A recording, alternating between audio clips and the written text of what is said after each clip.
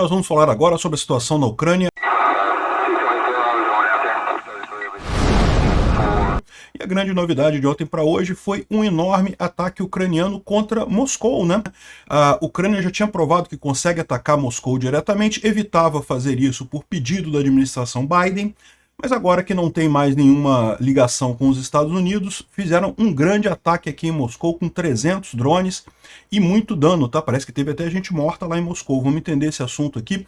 Outros pontos foram atingidos aqui em Voronezh, Lipetsk, Oriol, Kursk, Bryansk, vários outros pontos aqui foram atingidos também, refinarias, instalações, empresas, indústrias, enfim.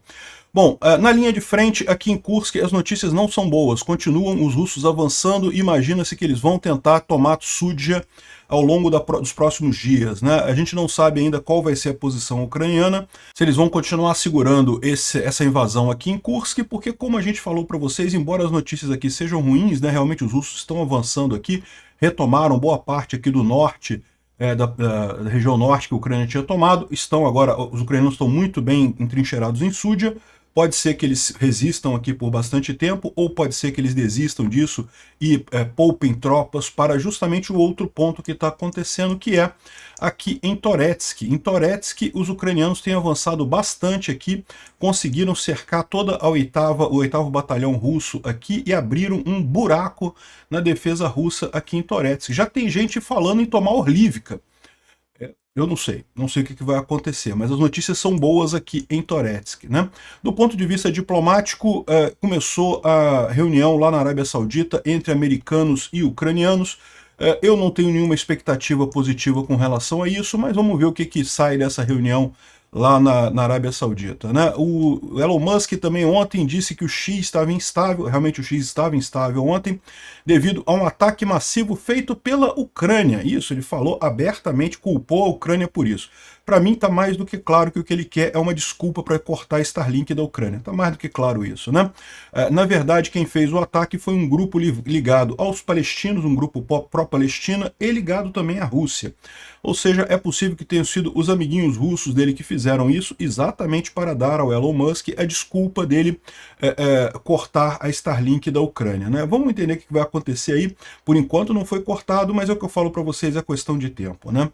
Bom, vamos falar sobre essas e outras notícias em detalhes. Essas notícias foram sugeridas por Jagunço Aspone do Xandão, Peter Pescoço de Pug e várias outras pessoas. Obrigado aí ao pessoal que sugeriu notícias lá no nosso site, no wevolving.com. E obrigado a você que está assistindo o nosso vídeo. Se você gosta do nosso conteúdo, por favor, deixe o seu like, se inscreva aqui no canal, né? Pois bem, a gente teve um ataque dos russos contra a Ucrânia também ontem. Foram 126 drones Shahid. A grande maioria deles derrubados, né? Alguns acabaram atingindo os alvos. Também teve um míssil Iskander-M que também foi derrubado. Então teve ataque russo contra a Ucrânia ontem também, né? Mas isso não é novidade, vocês sabem, esse tipo de ataque tem todo dia. A grande novidade foi justamente o ataque ucraniano contra Moscou, tá? Foi um grande ataque. Tem um monte de coisa pegando fogo lá. Por 3 anos a Ucrânia jogou bonitinho, né? Fez o lado bonzinho, obedecendo às restrições americanas, onde eles poderiam e não poderiam fazer com o Putin, né? E não queriam atingir as sensibilidades delicadas, enquanto os russos matavam milhares de ucranianos, mulheres e crianças. Mas uma vez que agora os Estados Unidos estão do lado da Rússia, isso acabou, né? Ou seja, a Ucrânia atingiu Moscou aqui e com muita força. Aqui tem várias imagens aqui. Não foi só Moscou, tá? Teve também Kursk, Belgorod, Oriol, Lipetsk, Bryansk e Ryazan. Os drones atingiram apartamentos próximos de Moscou, uma fábrica de tinta, muitos carros e também um HIMARS reportadamente atingiu Kursk. Explosões foram ouvidas próximas de um campo militar em Ryazan. Os aeroportos russos estão todos em alto alerta. Chegaram a ser fechados, já foram reabertos, mas estão em alto alerta, né? Esses drones ucranianos que atingiram apartamentos, certamente isso aconteceu devido a próprios sistemas de guerra eletrônica russo que desviaram os drones, né? Tá aqui vendo os drones atingindo apartamentos lá na Rússia, né?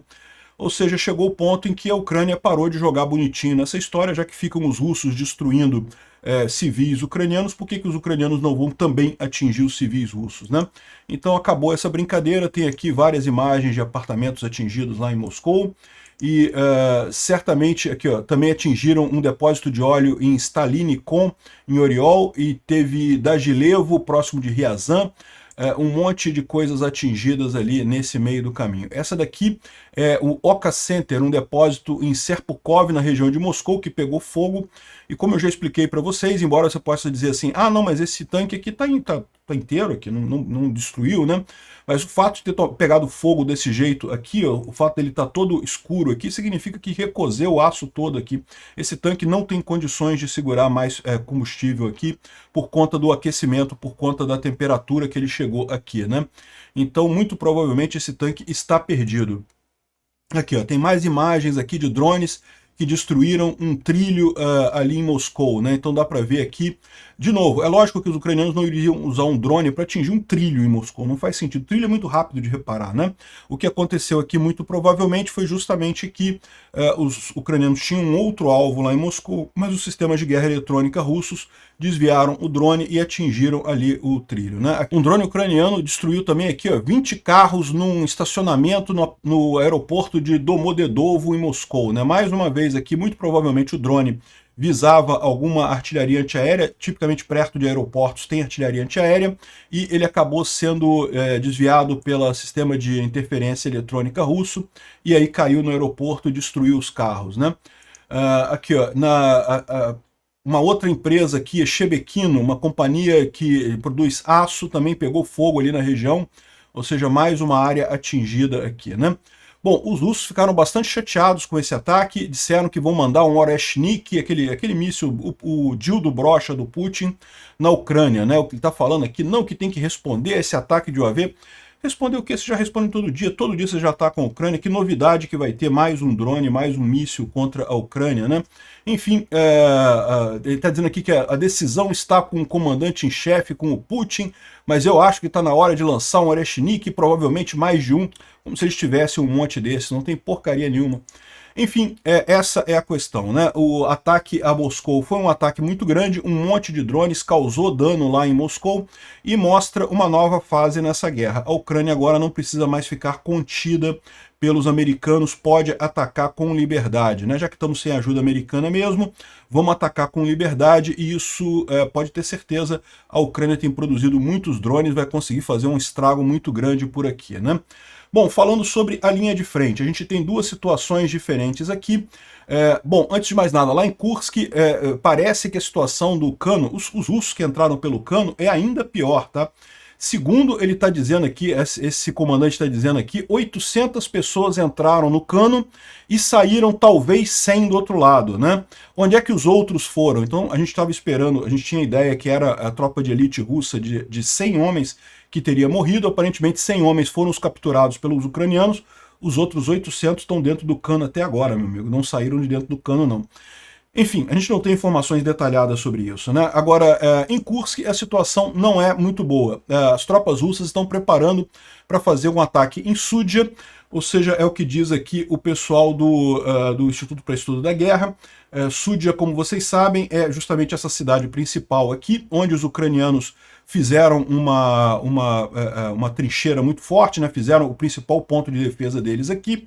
Os ucranianos tinham tomado toda essa área aqui ao norte, também para o lado de cá, até Lubiomivka, até Snagosh chegou a ser tomada pelos ucranianos.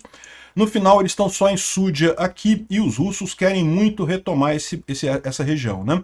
É lógico, o objetivo ucraniano principal é atritar os russos, é principalmente destruir muitos russos nesse processo e aparentemente estão conseguindo, haja vista o desespero dos russos para tomar isso daqui. Os ucranianos vão recuar, tem gente falando que vão recuar, que na verdade que toda essa manobra aqui, toda essa área norte aqui que os ucranianos saíram, na verdade praticamente não teve briga, foram os ucranianos já recuando aqui, exatamente porque entendem que já atingiram os objetivos aqui com essa incursão em Kursk e não há necessidade mais de ficar aqui, né? Seja lá qual for a estratégia que os ucranianos usavam para fazer uma negociação de paz ou para forçar os russos a continuar lutando, né? Muita gente diz isso, que o grande objetivo dos ucranianos é atritar o exército russo. Então eles temiam que os russos parassem, como estão parando na linha de frente toda, queriam que eles continuassem lutando para ter mais atrito por aqui. Então, aparentemente, esse objetivo foi atingido e agora os ucranianos podem recuar para a Ucrânia. É isso que vai acontecer? Não sabemos. O Sirski falou que foi um recuo que aconteceu no norte aqui O Syrskyi é o comandante das tropas ucranianas, né? No norte aqui foi um recuo ucraniano, sim, mas os ucranianos ainda estão em Súdia, ainda vão recuar daqui, a gente não sabe o que vai acontecer a partir daqui, né? Aqui está uma imagem de como é que está o mapa aqui na região de Súdia, né, na região de aqui, ó, os ucranianos resistindo por aqui, os russos já teriam avançado até bem perto da cidade, então vamos aguardar os próximos dias para entender o que acontece aqui. De qualquer forma, esse mapa já mostra as tropas ucranianas recuadas aqui no território ucraniano, ou seja, indicando que provavelmente a opção ucraniana é entender que já atingiram os objetivos por aqui e estão recuando, né? Por outro lado, aqui, justamente na região de Toretsk, a gente tem boas notícias, né? Toretsk, a gente tem acompanhado que os ucranianos têm feito alguns avanços bastante significativos aqui. E, bom, tem um monte de imagens aqui dos batalhões brigando lá em Súdia, em Toretsk, coisa e tal. Um monte de tanques destruídos, mas isso daqui não tem nenhuma novidade, né? Em Toretsk, a notícia que a gente tem aqui é que tropas de elite ucraniana avançam no sudoeste de Toretsk, enquanto as defesas russas desabam completamente, né?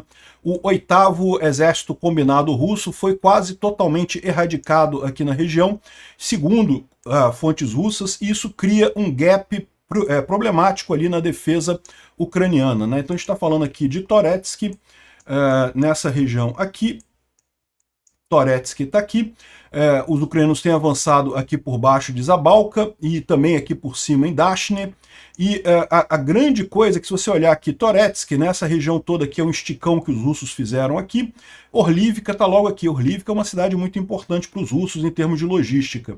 É possível que isso seja o objetivo dos ucranianos, tá? Aqui, ó, o Intel Schizo fala aqui, ó, eu não acredito que seria óbvio, né, que seria tranquilo para a Ucrânia engajar em guerra urbana em Orlivka. Ucrânia pode manter o momento se eles puxarem as forças russas até as linhas defensivas que estavam definidas na última década, mas para entrar em Orlivka seria complicado. Agora, se você olhar aqui as posições defensivas russas aqui, ó, dá para ver que realmente tem um buraco aqui em Orlivka, né? Isso poderia ser usado pelos ucranianos para avançar aqui. Bom, é uma possibilidade. Eu acho que não. Eu acho que guerra urbana em Orlivka seria muito complicado para os ucranianos aqui, mas é uma possibilidade, né? Pegaria os russos de surpresa, pegaria toda essa defesa russa aqui de Donetsk pela retaguarda. Pode ser um movimento que os ucranianos estão preparando aqui. Vamos ver o que vai acontecer. Bom, pela primeira vez em quase um ano, a Rússia voltou a usar o A-50 AWACS, né, que é um avião russo de alarme prévio, né, de inteligência, que eles não usavam justamente porque os ucranianos, com as armas americanas, destruíram esses aviões, destruíram vários desses aviões russos, né? Agora parece que eles estão rodando ali na região de Oriol com outros caças russos impedindo, né, fazendo a proteção deles, né? Vamos ver o que vai acontecer com isso daí. Eles usaram isso essa manhã justamente por conta do ataque dos drones ucranianos contra Moscou, mas eu acho que seria uma boa se os ucranianos acabassem com mais esse A-50, né? Os russos esconderam todos eles e os russos não têm muitos desses aviões, não. Alguns dizem que tem só 2. Por outro lado, o pessoal está dizendo que eles estão usando o A-50 justamente porque os americanos pararam de passar inteligência para os ucranianos. Então eles acreditam que sem essa inteligência os ucranianos são incapazes de derrubar o A-50 e isso dá novamente a vantagem para os russos em termos de aviso prévio, né? Ou seja, isso é mais uma consequência da nova aliança entre o Trump e o Putin, né? Bom, o Instituto para Estudo da Guerra fala justamente sobre a situação ali em Súdia, né, ali em Kursk, e também fala sobre as negociações que estão acontecendo na Arábia Saudita, que a gente vai falar em seguida, né? A Rússia continua publicamente a dizer que quer a paz, enquanto não oferece absolutamente nenhuma concessão sua sobre essa paz. Ou seja, os russos querem paz do jeito que está, querem parar a guerra do jeito que está. Isso para a Ucrânia é inaceitável, mas vamos ver o que vai sair desse acordo lá na Arábia Saudita, né? Talvez saia um acordo tão ruim quanto o acordo que foi oferecido para Israel, né? Vocês sabem que, enquanto Trump tem falado muito questão de não que a faixa de Gaza, que tem que tirar os palestinos tudo dali, coisa e tal, agora a gente ficou sabendo que o Trump estava negociando com os palestinos esse tempo todo, né? Ou seja, o Trump, eu não sei não, tá? Essas pausas do Trump, essa vontade do Trump de dizer que ele parou a guerra e não sei o que lá, ele está forçando uma barra enorme.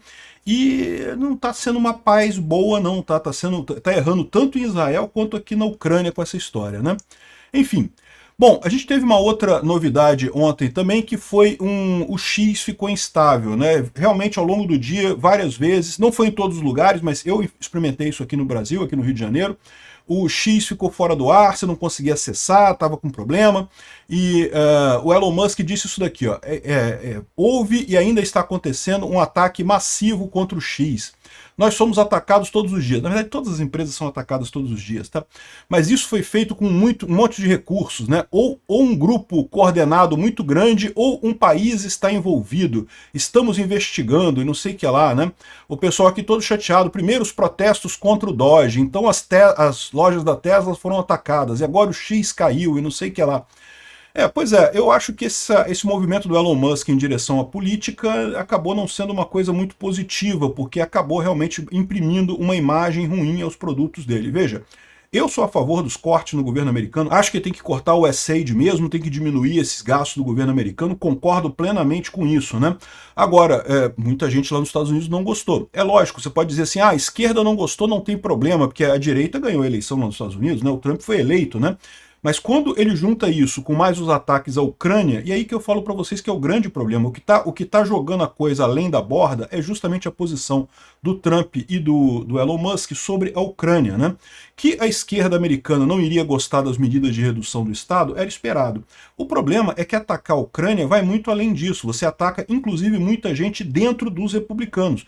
Eu não sei se o Trump está ciente do grande apoio que a Ucrânia tem entre os republicanos, ou se ele foi iludido por alguma informação falsa lá dentro, ou se ele está apostando que vai conseguir resolver o problema rápido, né, achando que vai resolver o problema rápido e ganhar o Nobel da Paz. Eu não sei qual é o erro desse pessoal, né, mas eles claramente estão com um problema de não verificar, não perceber a importância do assunto Ucrânia nessa história. Eu às vezes acho que ele está exatamente com o mesmo problema do Lula, né? De querer o Nobel da Paz. Forçou um acordo de merda para Israel, um acordo de cessar-fogo foi muito ruim para Israel, e agora a gente sabe que ele estava negociando com os palestinos o tempo todo, por mais que ele deu uma de durão e coisa e tal, ele estava negociando com os palestinos também, e está impondo esse acordo absurdo com a Ucrânia. Existe uma teoria geracional lá nos Estados Unidos, né, que diz que tem a quarta virada, a teoria da quarta virada. Vocês já ouviram essa parada? Pois é, né? É a teoria de que depois de cada 4 gerações surge um novo líder, um novo grande líder que consegue, né, reunificar o mundo num novo ciclo de paz e coisa e tal. E eu temo muito que o Trump esteja entrando na roubada de achar que não, que eu tenho que parar a guerra na força, porque aí eu vou ser esse novo líder e não sei o que lá. Ele não está percebendo que se fizer isso, ele está, na verdade, do lado errado da história. Ele não está sendo líder coisa nenhuma. Ele está sendo o bundão que piora a situação e não termina a guerra. Essa guerra só pode ser terminada com a derrota da Rússia. Não tem outra alternativa para terminar essa guerra. Enfim, eu estou tentando entender como que o Musk e o Trump estão cometendo um erro tão sério. É lógico, existe a possibilidade deles simplesmente não estarem errando coisa nenhuma, deles realmente quererem isso, eles querem que eles são agentes russos e estão entregando os Estados Unidos para os russos. Existe essa possibilidade. Eu confesso para vocês, eu sempre achei isso uma babaquice, mas hoje em dia eu olho para a situação e não consigo muito desviar disso não. Pode ser que realmente sejam agentes russos na Casa Branca, né? Enfim... Aqui, ó, o John Jackson já falou aqui, ó, não fique surpreso se eles culparem a Ucrânia. Falou logo que o Elon Musk falou sobre esse país coordenando, né? E logo em seguida o Trump afirmou que o X sofreu um ataque cibernético massivo e acusou a Ucrânia de ter sido a origem desse ataque, né? É lógico que ele fez isso. Mas depois o grupo Darkstorm, que é um coletivo de hackers com guerras avançadas de cibernética e é conhecido por violações bem-sucedidas de ataque a sistemas altamente seguros. Ele foi estabelecido em 2023, o grupo tem uma agenda pró-Palestina e pró-Rússia, tá? E contra a OTAN, pró-Rússia. Faltaram colocar nisso daqui, tá? Que é muito importante também. Conforme relatado pelo Orange Cyber Defense. No mês passado, o Darkstorm emitiu uma declaração prometendo lançar uma série de ataques cibernéticos visando sites governamentais de países da OTAN, Israel e nações que apoiam Israel. Então, na verdade, esse ataque seria contra a OTAN. Um ataque contra a OTAN é um ataque pró-Rússia, né? E, além disso, eles apresentaram evidências. Eu não sei se eu coloquei aqui a evidência, mas eles apresentaram evidências do ataque que eles fizeram. Então, o grupo é pró-Rússia, é pró-Israel, não tem nada a ver com a Ucrânia. Não se pode descartar que, na verdade, foram os amiguinhos russos do Elon Musk que estão fazendo isso para permitir que o Elon Musk tenha uma desculpa para cortar a Starlink da Ucrânia. Eu já falei para vocês, a Ucrânia já está sabendo disso, está todo mundo sabendo que a Starlink na Ucrânia não vai durar muito tempo, infelizmente. O Elon Musk já deixou claro que vai usar isso como ficha para nesse desespero deles, porque eles querem acabar com a guerra a todo custo, que tem que acabar com a guerra, que dá tudo para o Putin, dá os territórios, tudo, aceita tudo que o Putin quer, porque tem que acabar com a guerra de qualquer jeito. Nessa toada, eles vão acabar usando isso como ficha de negociação, né? Eles não vão conseguir, a Ucrânia não vai ceder, eu acredito que não vai ceder, não vai aceitar essas condições, e no final das contas o desespero deles vai ser esse, né? Porque eles vão ver a popularidade deles sendo corroída nos Estados Unidos sem ganhar absolutamente nada do que eles esperavam, né? Outra lambança que eu fico me perguntando realmente, caramba, o Elon Musk é um idiota, né? O senador Mark Kelly esteve na Ucrânia e publicou uma thread falando, né, o que eu vi me provou que nós não podemos desistir do povo ucraniano. Todo mundo quer que essa guerra termine, mas qualquer acordo tem que ser para proteger a segurança ucraniana e não pode ser uma entrega de resultados para o Putin. Deixa eu me falar sobre a conversa, sobre a minha viagem e por que é importante a gente ficar do lado da Ucrânia. O cara é um senador democrata, ele é da oposição. Ele está no ponto correto de criticar o governo. Aí o Elon Musk diz aqui, ó, você é um traidor. Olha só o que esse pessoal está falando, né? Eles estão tão desesperados na bolhazinha deles, porque a coisa não avança, né? Eles achavam que eu consegui dobrar o Zelensky facinho, e a coisa não está avançando e não vai avançar, e no final das contas eles estão desesperados nesse negócio, né? Chamou o cara de traidor, né? E aqui, esse é o ponto que eu falo para vocês. O pessoal adora dizer que é tudo guerra de narrativas, né? Não porque tem a narrativa da Rússia, que foi a OTAN e não sei o que lá. Não, e o Trump tem um plano 4D para resolver o problema do mercado e coisa e tal. E não tem. Existe um ponto básico, na verdade, você tem que se basear na ética, você não pode sair por narrativa, é tudo narrativa e deixa pra lá. Isso não é um jogo de futebol, não se pode escolher um lado e torcer, não é assim. Existe um lado certo, que é a Ucrânia, por quê? Porque é o lado que foi invadido, é a vítima. Existe um lado errado, que é a Rússia, porque é o lado que iniciou a agressão, e ponto final, isso não é uma partida de futebol. Elon, se você não entende que defender a liberdade é uma coisa básica do que faz a América grande e nos mantém seguros, talvez você deixasse isso para aqueles de nós que sabem fazer isso, né, que entendem isso, né? Ou seja, realmente um tiro no pé do Elon Musk, porque tá mais do que óbvio que o cara está certo, não importa quantas narrativas sejam criadas, o cara está certo. Isso não é um jogo de futebol. Existe um lado que está certo, um lado que é vítima e um lado que é o agressor. Quem ficar do lado do agressor está errado, está apoiando uma agressão, né? E até o Zayan, né, o Peter Zayan, para quem não conhece, é um especialista, tem vários livros de geopolítica e coisa e tal, e embora ele nunca tenha gostado muito do Trump, é verdade, mas ele está colocando aqui uma coisa bem preocupante, né? A visão que ele está tendo desse governo Trump, isso não é só incompetência, né? Isso é um desmonte deliberado dos blocos que mantêm a força americana e a sua segurança, né? Eu acredito que nós devemos considerar agora que talvez os russos realmente tenham penetrado na Casa Branca. Ou seja, o cara está com a mesma opinião do que eu, né? Eu sempre achei ridícula essa história de que o Trump é agente russo e não sei o que lá. Mas ou ele é agente russo, ou ele está sendo manipulado pelos russos de uma forma muito direta, porque não tem outra explicação para as decisões que ele está tomando, né? Pois bem, e nesse meio tempo estão tendo as negociações de paz lá na Arábia Saudita. O Zelensky foi para lá, mas ele não vai participar das negociações de paz diretamente. Ele está lá para conversar com o príncipe saudita, que é uma figura muito importante nessa história, né? O Zelensky está apostando nos sauditas para tentar essa reaproximação, porque a Arábia Saudita, se aumentar a produção de petróleo, acaba com essa guerra, vocês sabem disso, né? Basta a Arábia Saudita começar a aumentar a produção de petróleo, cair o preço do barril de petróleo, que a Rússia quebra completamente. A Rússia consegue manter essa guerra aos trancos e barrancos, a economia russa está muito mal, mas ela ainda consegue se manter devido ao preço do petróleo que está alto, né? Então, essa é a conversa que o Zelensky foi ter lá na Arábia Saudita. Independente dessa conversa do Zelensky, começou aqui o encontro entre a delegação americana e a delegação ucraniana. Isso aqui é a imagem, isso começou há poucos minutos atrás. A gente não sabe ainda qual vai ser o resultado disso. É possível que a gente tenha esse resultado ao longo do dia. Eu falarei sobre esse resultado no vídeo de amanhã, né? Agora, seja lá o que for, eu acho que não vai ser coisa boa, tá? Que o Trump vai decidir se vai restaurar a ajuda militar para a Ucrânia depois do encontro lá na Arábia Saudita, ou seja, esse encontro está acontecendo agora, e depois, teoricamente, o Trump vai decidir alguma coisa, né? Vamos ver o que vai ser isso daí, né?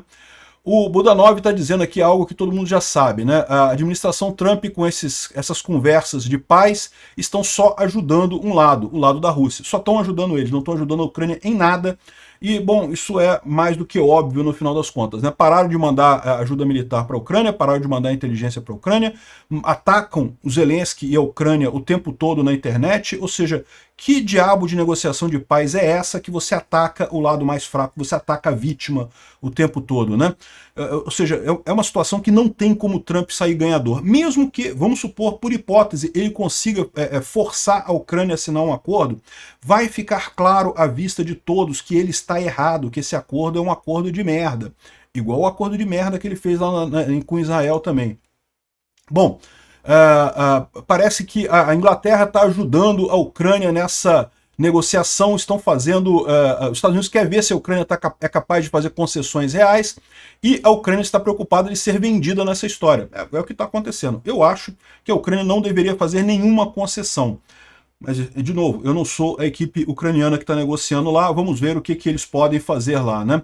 Então, a Inglaterra está tomando esse papel de ajudar a Ucrânia nessa conversa de paz, e, sem dúvida alguma, vai ser uma negociação bastante dura, né? A Ucrânia quer persuadir os Estados Unidos a retomar conversas sobre ajuda, né? Eu, sinceramente, acho pouco provável isso daí. O fato é que, no final, a Ucrânia está dizendo que está pronta para lutar sozinho, se até a Europa abandonar a Ucrânia. A Ucrânia vai continuar lutando sozinha. Eu acho que não vai ter alternativa, mas eu acredito que a Europa vai ficar do lado da Ucrânia, né? Aqui a gente vê o Zelensky comemorando uma série de novos pacotes de defesa, mais defesa aérea, mais investimentos em nossa indústria bélica. Nas últimas semanas, os países da Europa fizeram dúzias de decisões para aumentar o apoio à Ucrânia, né? Então, aqui, ó, nós somos gratos a todos os nossos parceiros, juntos com a Ucrânia traremos a paz às nossas pessoas, né?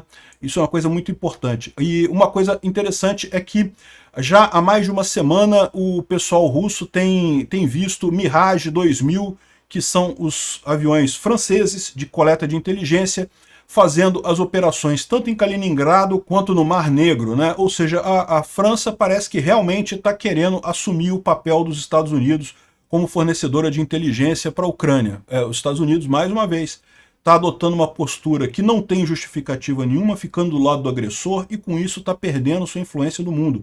O que o Trump está fazendo é só destruir a influência americana do mundo sem absolutamente nenhum ganho.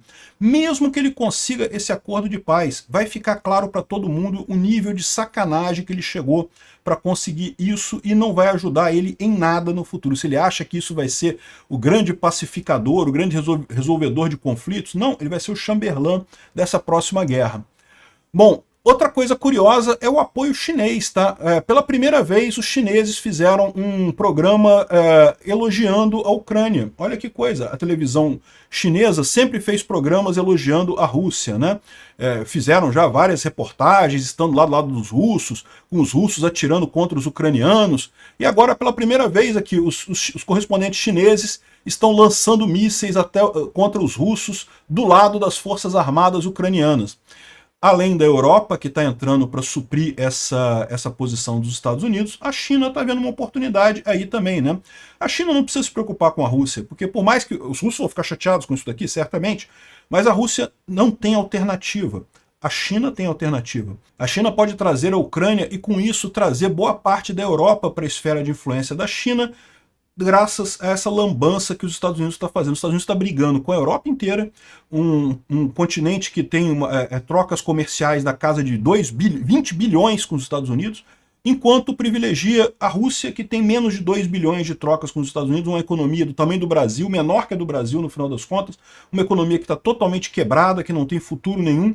Ou seja, essa opção do Trump é simplesmente impossível de ser entendida por qualquer lógica que não seja: ou ele é um agente russo, ou ele está com influência muito forte da Rússia, ou então, mais uma vez, ele está iludido com essa ideia de que, se eu fizer a paz, eu vou ser o grande líder do próximo século e coisa e tal. Ele não entendeu nada. Para se fazer a paz, é preciso fazer a paz de verdade. A paz com um país agressor sendo punido por isso, né?